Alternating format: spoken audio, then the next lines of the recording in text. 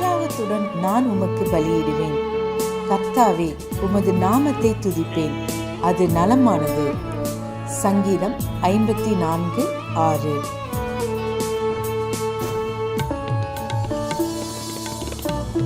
I will freely sacrifice unto thee. I will praise thy name, O Lord, for it is good. Psalms 54:6. ஆண்டவரும் இரட்சகருமாகிய இயேசு கிறிஸ்துவின் நாமத்தினாலே மீண்டும் ஒருமுறை கூட God Goes Ministries மூலமாக இந்த கால வேளையில் உங்களை சந்திப்பதில் பெரும் மகிழ்ச்சி அடைகிறேன். ஆண்டவருடைய பெரிதான கிருபையினாலே 6 மாதங்களை கடந்து 7வது மாதத்தினை காண செய்த தேவனுக்கு கோடான கோடி ஸ்தோத்திரமும் கனமும் மகிமையும் உண்டாவதாக. கடந்த நாட்களிலே தேவனாகிய கர்த்தர் நாம் அனுபவித்த பாடுகளை அறிந்திருக்கிறார். அதை தாங்க பலனையும் தந்திருக்கிறார். அதனால் உண்டான மகிமையையும் மேன்மையையும் வரப்போகிற நாட்களில் நமக்கு நிச்சயமாக உண்டாக போகிறது. நம்முடைய சூழ்நிலைகள், தனிப்பட்ட வாழ்க்கையில் இருக்கிற நெருக்கங்கள் ஒரு விதத்தில் அழுத்தி கொண்டிருக்கலாம். ஆனாலும் தேவனுடைய வார்த்தை சொல்லுகிறபடியே கர்த்தர் ஏற்ற காலத்தை வைத்திருக்கிறார். அந்த ஏற்ற காலத்தை இந்த நாட்களிலே நாம் நிச்சயம் காணப்போகிறோம். என்னோடு சேர்ந்து தேவனை நம்பி அவருடைய நாமத்தினாலே காத்திருங்கள், நிச்சயம் வெற்றி சிறப்போம். கர்த்தருடைய முழுமையான ஆசீர்வாதங்களை பரிபூர்ணமாக பெற்றுக்கொள்ள நீங்கள் ஆயத்தமுள்ளவர்களாக இருப்பீர்கள் என்று விசுவாசிக்கிறேன். கர்த்தர் தாமே இந்த மாதத்திலே நம்மையும் நம் குடும்பத்தினரையும் வெற்றி சிறக்க செய்வாராக. ஆமென்.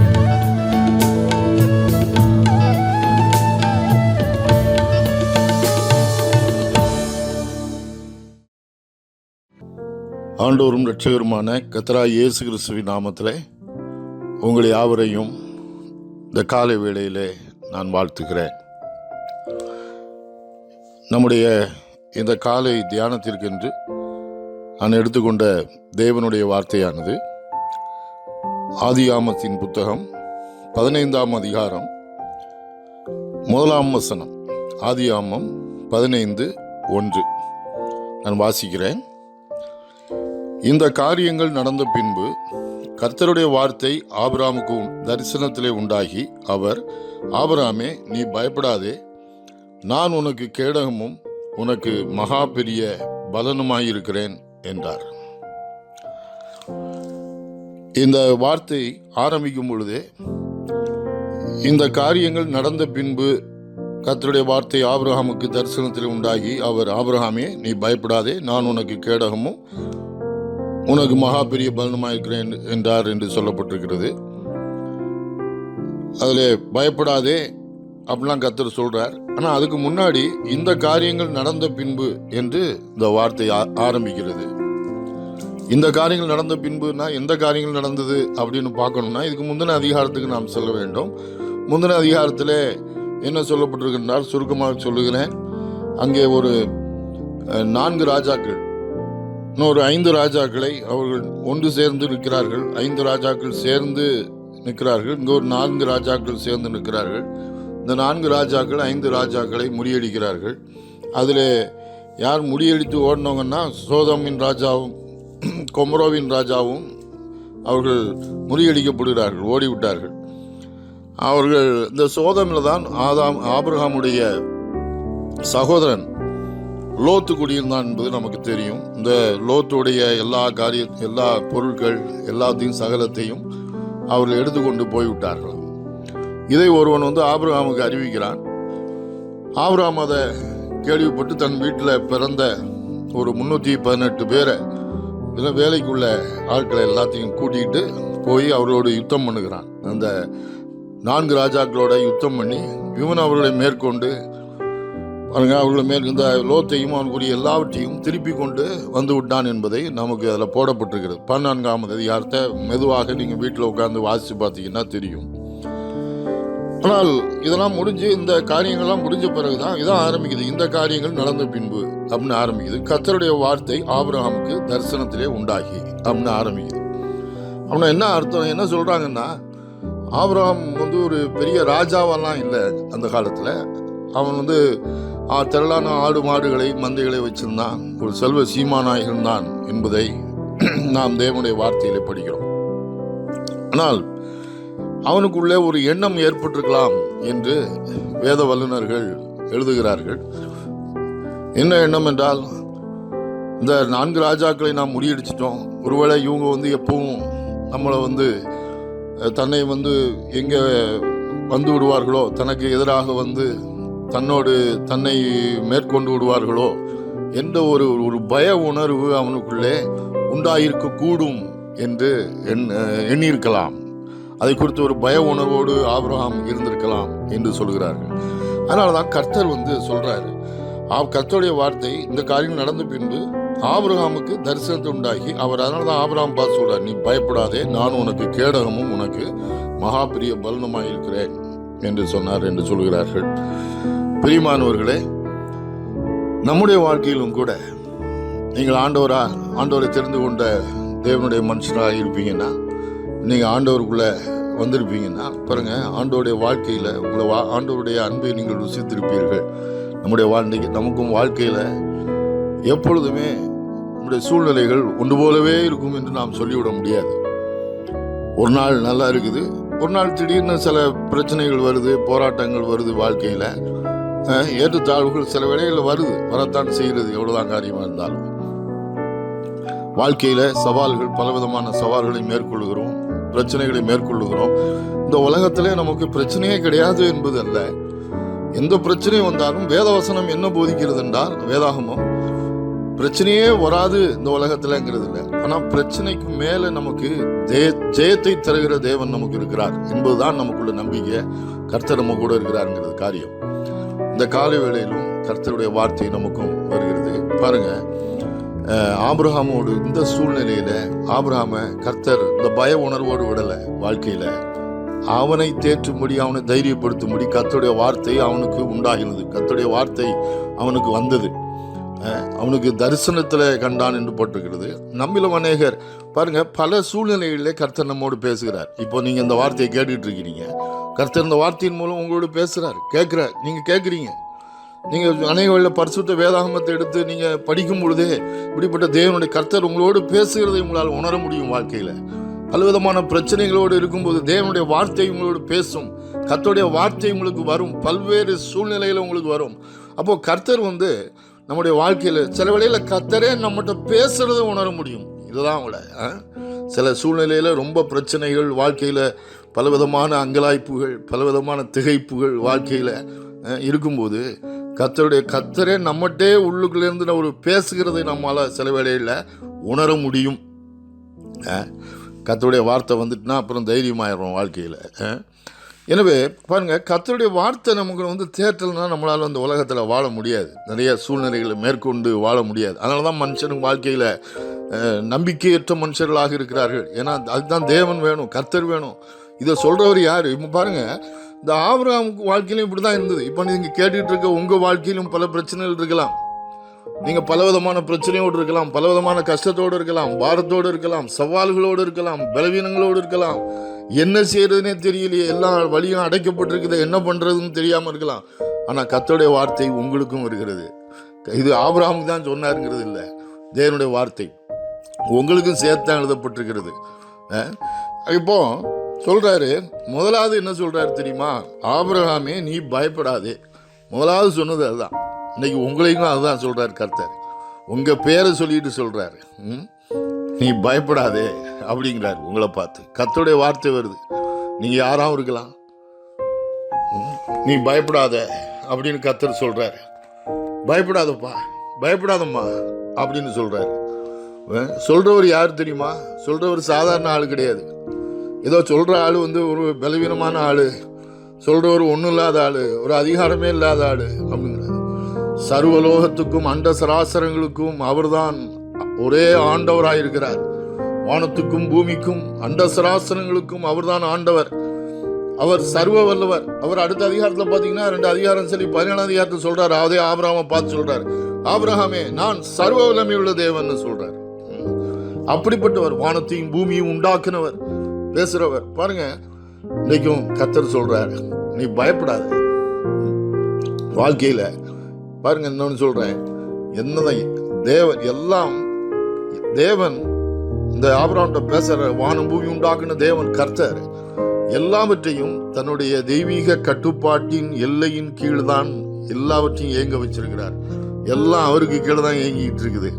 எல்லாத்துக்கும் மேலேயும் அதிகாரம் உடையவர் அவர் தான். அவரை மிஞ்சி எதுவுமே என்ன செய்ய முடியாது, போகவே முடியாதுன்னு சொல்றாங்க. அவர் சர்வ வல்லமை உள்ள தேவன். எல்லாம் அவருடைய கட்டுப்பாட்டுக்குள்ள தான் இருக்குது. அப்போ அவர் நம்மகிட்ட இடைப்படுறார். நீ பயப்படாதன்னு சொல்லிட்டாருன்னா வாழ்க்கையில் நம்ம பயப்பட வேண்டிய அவசியமே இல்லை. வாழ்க்கையில கர்த்தர் சொல்றார், பயப்படாத அப்படிங்கிறார். அடுத்தாப்புல பார்த்தீங்கன்னா இன்னொரு வார்த்தை சொல்லப்பட்டிருக்கிறது, இதை சொல்லிடுறேன். நான் உனக்கு கேடகமும் என்ற ஒரு வார்த்தையை பயன்படுத்துறார். வாழ்க்கையில அப்படி வந்துருமோ, இப்படி வந்துருமோ, இப்படி ஆயிருமோ, அப்படி ஆயிருமோன்னு நினைக்கிறோம். ஆபிரகாமுக்கும் அப்படிப்பட்ட உணர்வுகள் வந்தது. கொஞ்ச நேரம் அப்படியே கொஞ்சம் சிந்தனையை அப்படியே விட்டுட்டீங்கன்னா போதும், வாழ்க்கையில நமக்கு அப்படி இருமோ, அப்படி ஆயிருமோ, இப்படி ஆயிருமோ, பல விதமான உணர்வுகள் வர ஆரம்பிக்கிறோம். வாழ்க்கையில பல சிந்தனைகள் வர ஆரம்பிக்கும். அப்போ ஆபிரகாம்கிட்ட கர்த்தர் அதனால தான் பேச, நான் உனக்கு கேடகமா இருக்கிறேன், நான் உனக்கு கேடகம் அப்படிங்கிற, நானே கேடகம்ங்கிறாரு. பாருங்க, இந்த கேடகம்ங்கிற வார்த்தையை ரொம்ப ஃபெமிலியராக ரொம்ப நம்ம பயன்படுத்துகிற இடம் எபேசியர் 6ஆம் அதிகாரத்தில் நம்ம பார்க்குறோம் இல்லையா. சர்வாயுத வர்க்கம் என்ற ஒரு அந்த சாப்டரில் போடப்பட்டிருக்கிறது இல்லையா. எபேசியர் 6ஆம் அதிகாரத்தில் சர்வாயுத வர்க்கத்தை குறித்து அப்போஸ்தலனாகிய பவுல் எபேசு பட்டணத்து மக்களுக்கு எழுதுகிற நிருபத்தில் எழுதுகிறார். அதில் சொல்றார், விசுவாசம் என்னும் கேடகத்தை. கேடகம் என்னன்னு கேட்டிங்கன்னா, பலவிதமான காரியம் நம்மளை சுற்றி நெருங்கும் போது வரும்போது அந்த கேடகத்தை பிடிச்சிட்டிங்கன்னா எல்லாமே நம்மளை எதுவுமே ஒன்றும் பண்ணாது, நம்ம எதுவுமே செய்ய முடியாது. நம்ம அந்த கேடகத்துடைய மறைவில் இருப்போம். நாம் எல்லாமே அந்த கேடகத்தில் தான் போய் என்ன செய்யுமா முட்டும். அதில் அது ஸ்ட்ராங்காக இருக்கிறதுனால அந்த கேடயம் எவ்வளோ ஸ்ட்ராங்காக இருக்குதோ அவ்வளோக்கு அவ்வளோ நமக்கு கேரண்டி, நம்மளை எதுவுமே ஒன்றும் பண்ண முடியாது. இங்கே என்ன சொல்கிறாரு, இந்த கேடயம் எதையோ ஒரு கேடயத்தை தூக்கி நீ புடின்னு சொல்லலை. இங்கே என்ன சொல்கிறாரு, நானே உனக்கு கேடகம், நானே உனக்கு கேடகம்ங்கிறாரு. கர்த்தரை தாண்டி எதுவும் வர முடியுமாங்க வாழ்க்கையில்? நானே நிற்கிறேன்ப்பா உனக்கு முன்னாடி, நானே நிற்கிறேன், நானே உனக்கு மறைவிடமாக இருக்கிறேன், நானே உன்னை சுற்றிலும் இருக்கிறேன், எதுவும் உன்னை பக்கத்தில் வர முடியாது, நெருங்க முடியாது அப்படிங்கிறார் வாழ்க்கையில். பாருங்க, அப்புறம் இன்னைக்கு நிறைய பேருக்குள்ள பயம் இன்னைக்கு இல்லையா, இந்த கொரோனா வைரஸ் அப்படி இப்படின்னு சொல்லி பலவிதமான காரியங்கள், பயப்படுவதற்கு நமக்கு இந்த உலகத்தில் நிறைய காரியங்கள் இருக்கிறது. ஆனால் அப்படி ஆயிருமோ, எதுவும் நமக்கு வாழ்க்கையில நடக்காதுன்னு சொல்றாரு. அடுத்த வார்த்தை சொல்றாரு, நான் உனக்கு கேடகமும் மகா பெரிய பலனுமா இருக்கிறேன். ஐ எம் யுவர் ரிவார்டு என்று சொல்கிறார். பெலன்னு சொல்ல பலன் என்று சொல்கிறார். ரிவார்டு என்று சொல்லப்பட்டிருக்கிறது ஆங்கில வேதாகமத்திலே.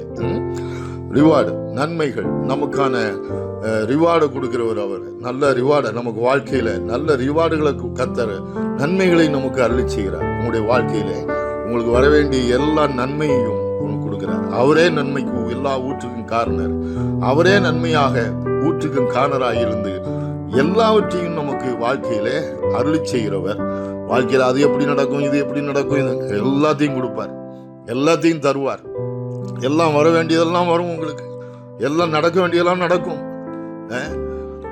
அதனால வாழ்க்கையில இதையும் குறித்து கவலைப்பட வேண்டாம். இதுதான் கர்த்தர் இன்னைக்கு காலை வேளையில உன்னோட சொல்றாரு. இன்னைக்கு காலையில தைரியமா இருங்க, நல்ல ஆண்டவரோட ஜீவிங்க, நல்ல ஆண்டவருக்காக வாழுங்க. இந்த தேவனை அறிகிற அறிவிலே வளருவோம். இன்னும் பார்த்தீங்கன்னா இதெல்லாம் ஆரம்பம்தான். இதில் இன்னும் உள்ளுக்குள்ளே போக போக அவரை நாம் அறிய ஆரம்பிக்க முடியும். அவருடைய வழிகள் என்ன, அவருடைய வழிகளெல்லாம் அறிய ஆரம்பிக்க முடியும். எனவே இந்த காலை வேளையிலும் நீங்கள் ஒருவேளை பயத்தோடும் விரக்தியோடும் இருந்திருக்கலாம். இவருடைய தெரியாது, எனக்கு தெரியாது. ஆனால் கர்த்தர் உங்கள்கிட்ட பேசுகிறார், கர்த்தர் உங்களை நேசிக்கிறார். நம்ம நினைக்கிறோம் நிறைய வேளையில் கர்த்தர் நம்மளை நேசிக்கல. இல்லை, அவர் உங்களை நேசிக்கிறதுனால தான் அந்த வார்த்தை உங்களுக்கு வருது. நீ பயப்படாதன்னு சொல்கிறார். பயப்பட வேண்டாம், நான் உனக்கு கேடகமாக இருக்கிறேன். ஆபிரகாமுக்கு நான் கேடகமாக இருந்தேன், அவனுக்கு மாத்திரம் இல்லை உனக்கும் கேடகமாக இருக்கிறேங்கிறார். இன்னைக்கு நமக்கு கேடகமாக இருக்கிறார். நமக்கு நல்ல ஒரு ரிவார்டாக அவரே இருக்கிறார். அவர் உள்ளுக்குள்ளே இருக்கும்போது நமக்கு நடக்க வேண்டியது எல்லாம் காரிய சித்தி உண்டாகும் வாழ்க்கையில்.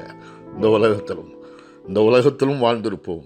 மறுமையிலும் கர்த்தர் நல்ல வாழ்க்கையை நமக்கு வைத்திருக்கிறார், சந்தேகமே கிடையாது. நாம் ஜெபிக்கலாம். அன்பின் பரலோக பிதாவே, கர்த்தராகிய இயேசு கிறிஸ்துவின் நாமத்தில் வருகிறோம். இந்த நல்ல வேலைக்காய் ஸ்தோத்திரம். இந்த வேளையிலும் இந்த வார்த்தையை கேட்டுக்கொண்டிருக்கிற ஒவ்வொரு தேவ பிள்ளைகளுக்காய் ஜெபிக்கிறேன். நம்முடைய வெவ்வேறு சூழ்நிலைகளில் இந்த காலை வேளையில் இருந்திருக்கலாம். ஆனாலும் நீர் அவரோடு பேசியிருக்கிறீர் கர்த்தாவே. பயப்படாதே என்று சொல்கிறீர். அவருடைய வார்த்தையை கொடுக்கிறீர், நேசிக்கிறீர். நான் உனக்கு கேடகமும் உனக்கு மகா பெரிய பலனுமாய் இருக்கிறேன் என்று சொல்லுகிறீர். கர்த்தர் இந்த வார்த்தையினாலே அவளை தைரியப்படுத்தும், தொடர்ந்து பலப்படுத்தும். உடைய ஆவியானவர் தாமே கூடவே இருந்து அவர்களை பலப்படுத்தி, திடப்படுத்தி, தைரியப்படுத்தி வழிநடத்தும்படி ஜெபிக்கிறேன். நடக்க வேண்டியது எல்லா காரியமும் நடக்கட்டும், வர வேண்டியது எல்லாம் வரட்டும், எல்லா தடைகள் நீங்கட்டும் இயேசு கிறிஸ்துவின் நாமத்தில். எல்லா வழிகள் திறக்கட்டும் இயேசு கிறிஸ்துவின் நாமத்தில். எல்லா வழிகளை உண்டாக்கி கொடுத்துள்ளோம். நீர் நல்லவர் என்பதை ருசிக்கட்டும் கர்த்தாவே. கூடவே இருக்கிறீர் என்ற உணர்வை கொடுத்துள்ளோம். தைரியப்படுத்தும், ஆசீர்வதியும். இயேசு கிறிஸ்துவின் நாமத்தில் ஜெபிக்கிறோம் அன்பின் பிதாவே, ஆமென்.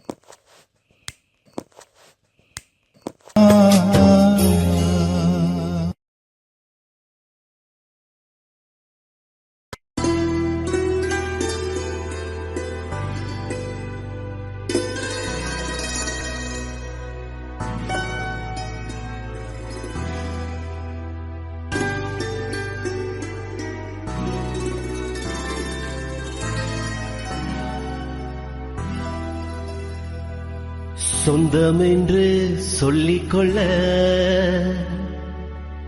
உம்மை விட யாருமில்ல. சொத்து என்று அள்ளிக்கொள்ள உம்மை விட ஏதுமில்ல.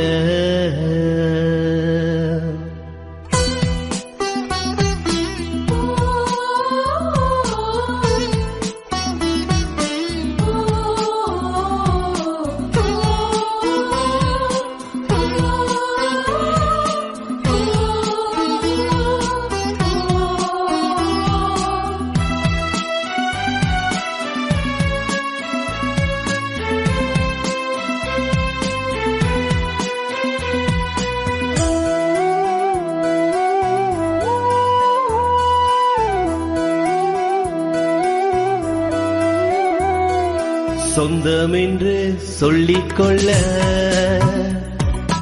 உம்மை விட யாருமில்ல.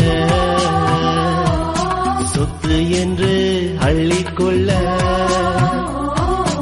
உம்மை விட ஏதுமில்ல. இயேசுவே இயேசுவே எல்லாம் இயேசுவே. இயேசுவே இயேசுவே எனக்கெல்லாம் இயேசுவே. சொந்தம் என்று சொல்லிக்கொள்ள உம்மை விட யாருமில்ல. சொத்து என்று அள்ளிக்கொள்ள